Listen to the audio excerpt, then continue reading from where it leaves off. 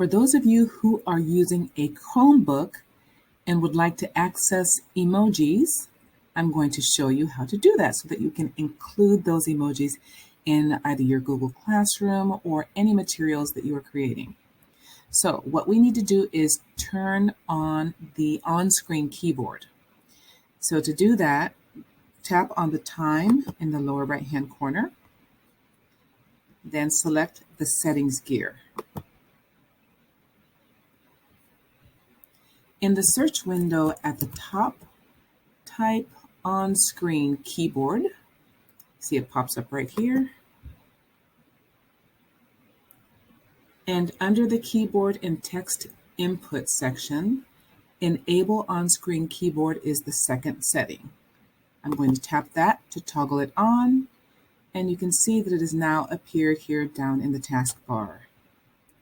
So now, if I'm in Google Classroom, you see I have some emojis here.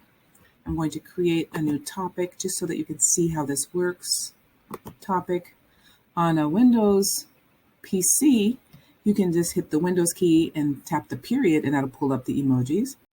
And on a Mac, the keyboard shortcut would be Control, Command, Space. However, on a Chromebook, you're going to have to go down to the on-screen keyboard, and now you see you have emojis here. You can see that I clicked on a person here, and I tapped somebody running so that I could have PE.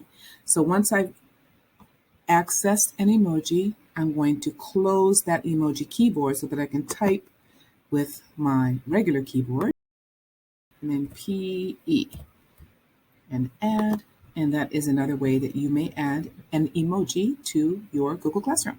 Thank you.